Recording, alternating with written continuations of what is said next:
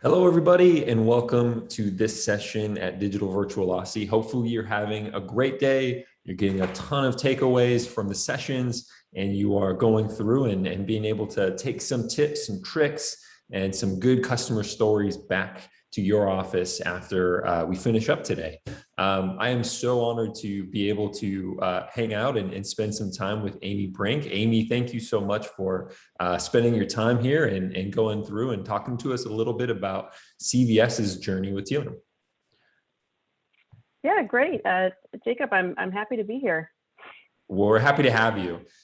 In this session, just to kind of orient everybody, it's going to be a little bit of a fireside chat. So we're going to spend some time on your story, Amy, with Tealium and CVS. And honestly, the goal is to kind of talk about the entire journey. CVS Health has been a Tealium customer for a little while. And hopefully what we're able to bring out from Amy's story for you, the viewers, is kind of going through and talking about where CVS Health got started, why and what business problems they were using or they were looking to solve with Tealium, and then where they moved from there, and then kind of what they've got planned for 2021. So we want to run through the whole journey, Amy. We'll start in the back of kind of where you got started with CVS and Tealium, and then we'll finish up what you guys have planned this year. Does that sound good? Sure. Awesome. Sure. So for those of us, Amy, who don't have a CVS on every major block of their city, which honestly can't be many of us by now, can you just tell us a little bit about CVS Health, the mission of the company, what communities you serve, and then ultimately a little bit about your role at CVS Health? Yeah, so CVS Health is one of, if not the biggest pharmacy chain in the United States.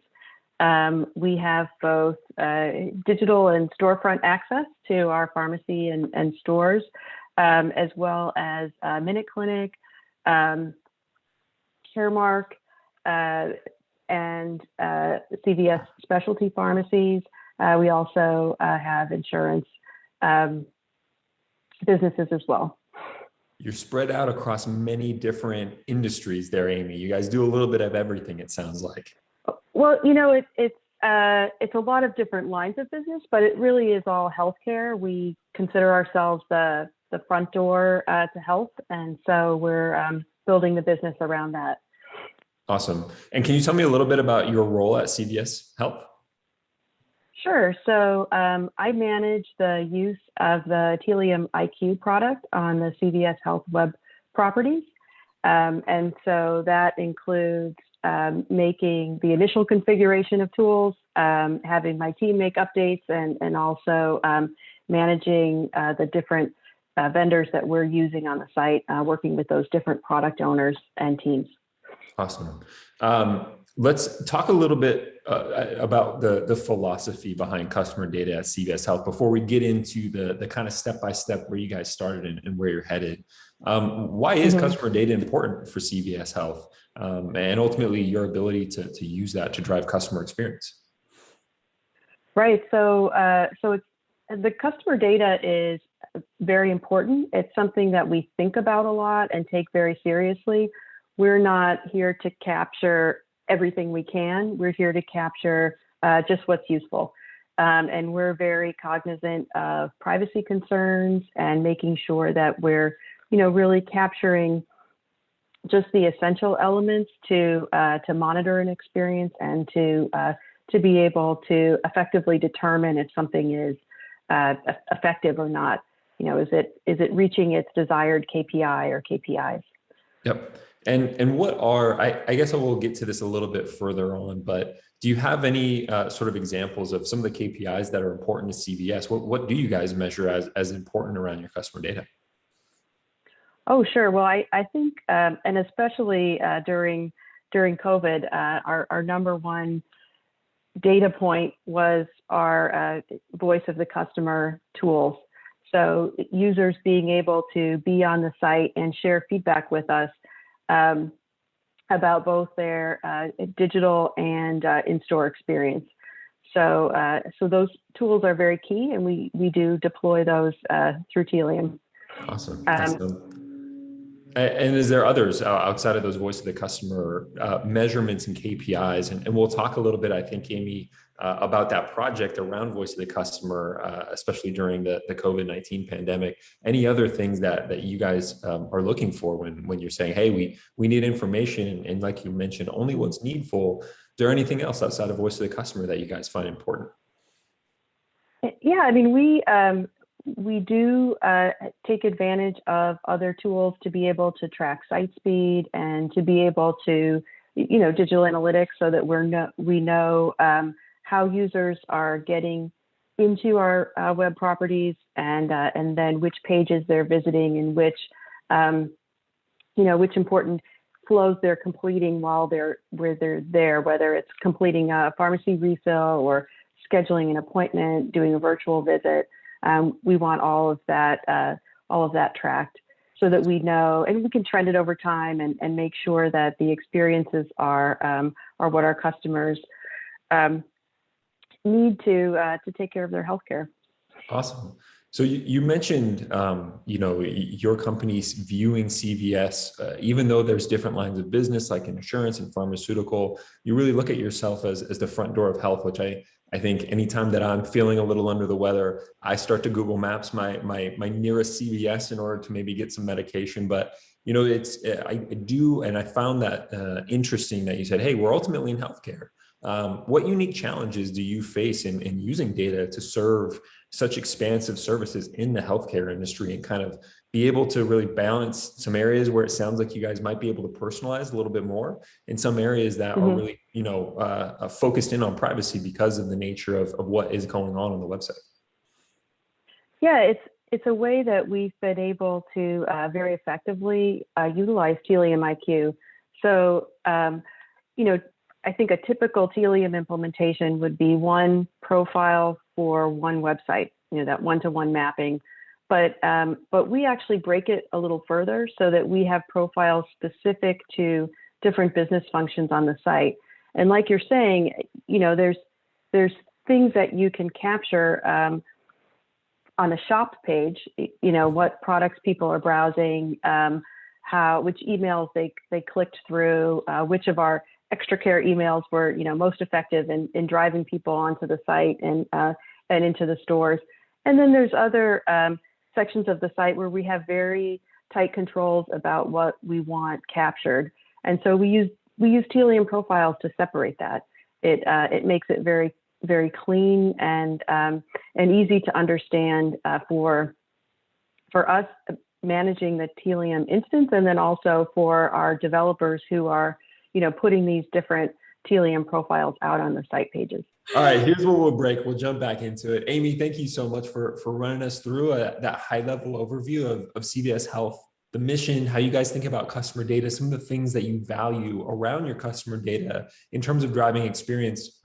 For other listeners, who are just getting started with Tealium and highly regulated industries, or even kind of trying to balance this idea of personalization and privacy, I'm interested if you can tell us a little bit about how you got started with Tealium IQ, and we can walk through our journey here of, what were the things that drove your decision to establish a data layer for CVS, and what metrics were you guys hoping to impact at the very start of your journey in this healthcare industry that you're serving? Sure. So CVS Health was using the Web Trends product for web analytics tracking, and Tealium was first used to incorporate the Web Trends product and create, as you're saying, the data layer. Mm-hmm. So once we had that in place, we were able to consider different analytics tools, and we were able to implement a switchover from Web Trends to Adobe Analytics, which we use now. The switchover with the data layer was seamless. I mean, you're able to control which pages, which tags fire on. You're able to use existing data elements and map them over. The Tealium data layer fields, they have room for comments and notes. So we're able to use that almost as our internal data dictionary to know if a field is unclearly named, exactly what its purpose is, what part of the site it's on. and just so that it's very clear what data we're using, and it made that project again easy to do. And then once, in addition to that, we've also been bringing in different tools and having them loading through Tealium. There's two advantages to that. I mean, the clear one is the developers don't have to wrangle with another JS file. We have one place.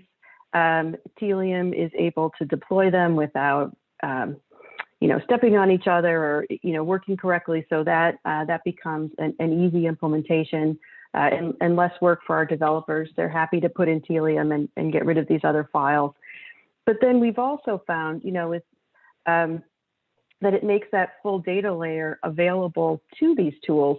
So if a tool needs to know the page name and not just the DOM elements, but wants to know the page name or the page category where a tag is being fired or a survey is being shown, we're able to do that by having the data layer.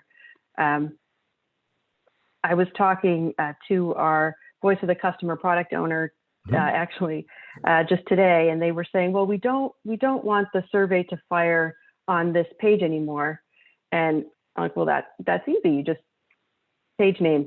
And they were concerned about it because it was a page that was the page name varied with the same URL. So they weren't able to use URL. And it's like, well, that's again with Tealium an easy thing to do. You reference the page name, it's there in the data layer, and then you can exclude the survey in that instance.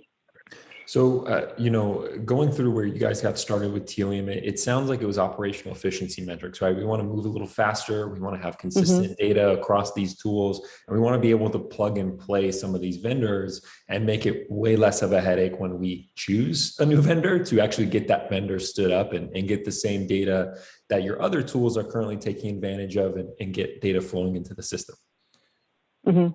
Awesome. That's true, and it's also it's also given us a good way through our approval process, because we're not going to put a vendor on the site unless our privacy team has looked at it, our IT architecture team has looked at it, and our we got architecture, security, and privacy. Yeah, we want all three teams to look at it. They have to test it and sign off before we load anything into production.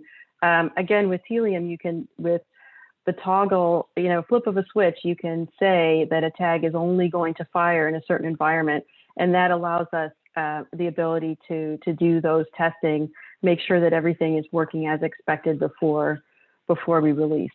Awesome. For those who, and again, we're kind of starting in the beginning phase of your journey. What was some of the use cases that were critical for getting buy-in, and did you need to go outside your own kind of group to go through and say, hey, we need and want to establish this data layer at CVS, and we think it's going to have some benefits? Were there other groups that you brought in order to buy? It sounds like maybe security and privacy and architecture were some of those groups, but I'm curious because I think it helps when you go into evaluating a data platform or a data tool like Tealium of how exactly am I going to go and build a business case here? How am I going to go get this buy-in, and who do I need to bring along with me? Yeah, I mean, I think the buy-in was with the product teams wanting to have consistent data, especially our analytics teams, singular, wanting to be able to report on things consistently, and then the IT team wanting a standard and simplified approach to being able to implement analytics and any other tool that the product team would think up to use. You mentioned this idea, that's great feedback. You mentioned this idea of creating a data dictionary, which I thought was quite interesting. What benefits does that give you? And I think, you mentioned some things like, we just trust what's coming in for this, that it's clean and standardized across all of these different tools. But what other benefits might that kind of approach have given for CVS Health? Well, having the data dictionary gives us the ability to provide a list of variables and use cases to our product and analytics folks as they're building out new features and content. So we're providing them with that framework of what's acceptable to capture, and then including with that the technical detail for the developers on how to get that captured. And that's been very useful. We have it out on Teams, and it's available to the entire digital organization to go and look up and reference what those field names are, where they're used. Again, the data dictionary is pretty big because we don't just have CVS.com. We have many websites where we're tracking data, and we're able to track it the same way using that data dictionary. The little check mark of where it's populated and where it's not used. I'm curious, and I know we've talked about this in previous conversations, Amy. You talked about documentation being important for your teams to be able to scale Tealium as well. Can you just expand on that before we move on to maybe some additional things that you're doing with Tealium now, of how important was documentation in working with your developers across this expansive site in order to scale Tealium out once it's been selected? I think that, we provided the developers with a tagging template so they would understand. Tealium itself, the website, has great documentation. It's easy for the developers to go in and see how tags should be set, see when they need different configuration settings. And so giving them that framework has really made us able to deploy quickly and really without friction. Awesome. So let's take a step forward now of kind of where you guys got started with Tealium and where you might be at today, and expanding some of the use cases on Tealium and expanding your usage and getting value out of it.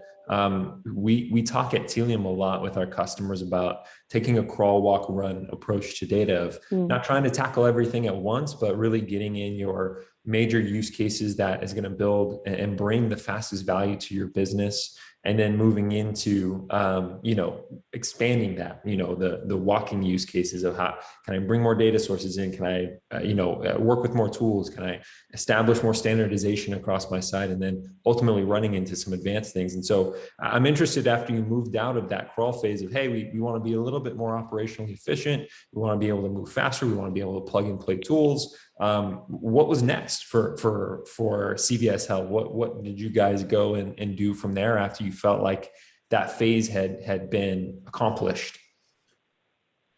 Yeah, I think some of the really effective and positive projects that we've had have been standardizing the code.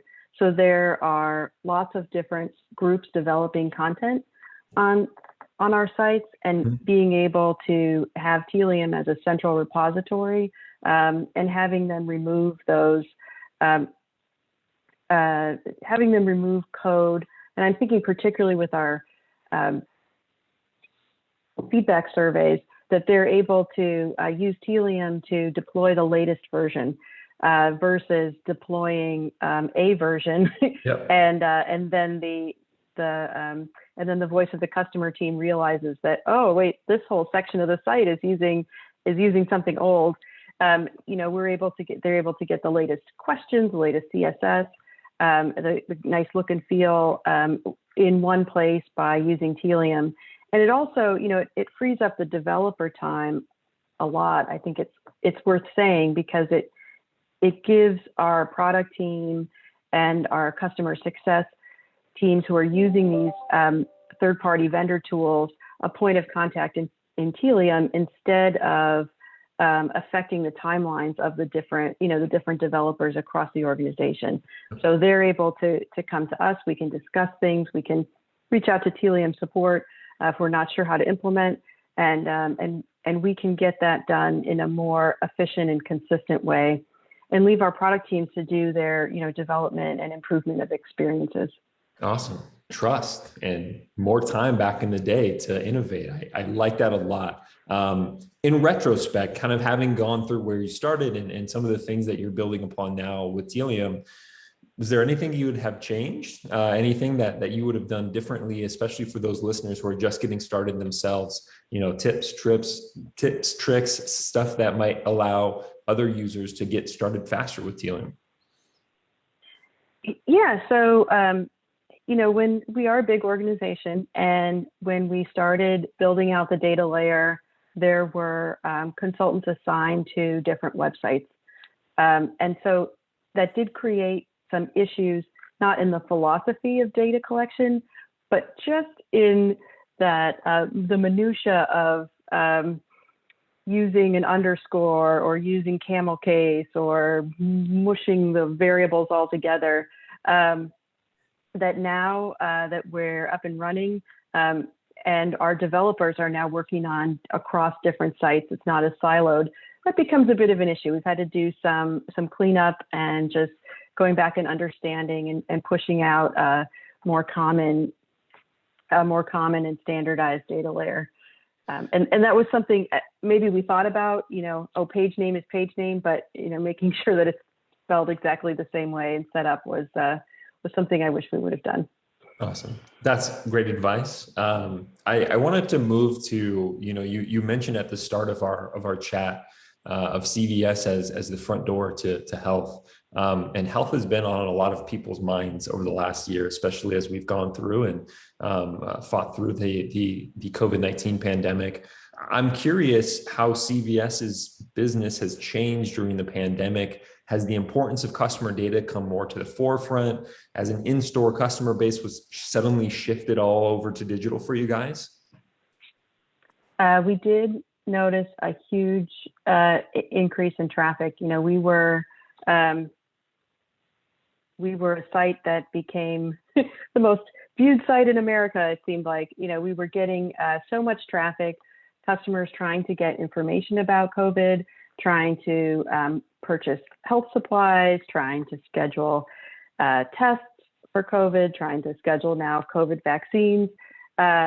So data was very important. I think our solid infrastructure really was put to the test and performed so well. We were able to use our tools to see when things went down and really get things fixed quickly. So it was all hands on deck, and being part of digital, it was great to see the digital engagement across the country with people using the tools to be able to safely stay at home and schedule either a virtual visit or a COVID test or whatever they needed to do to have that digital tools available. I thought was great. I think you mentioned, and correct me if I'm wrong, some of the importance of customer data from the very top up of CVS Health had shifted as well. We suddenly the idea of month over month, day over day, how is our website performing? How are we doing in serving our customer base that's suddenly been shifted to digital? Seemed like it became extremely important even from some of the more executive leaders at CVS Health as well. I think so. I mean, I think the company has always valued customer feedback, but suddenly the customer feedback and the tools that are tracking customer experience were really pushed up to the front because we had so many customers engaging, and we wanted to make sure that we were giving them the best experience possible. That's awesome. The rollout of the COVID-19 vaccine, let's kind of talk where you guys might be at now and when that started maybe a few months ago. We had talked a little bit about Tealium even kind of helped play a role there for you guys. And so can you tell me a little bit about that? And then I may be interested in going through and talking about the voice of the customer work that you did as well. Sure. Well, with the COVID vaccine, the development team was able to stand up a page that was, a page and a flow for scheduling the vaccines.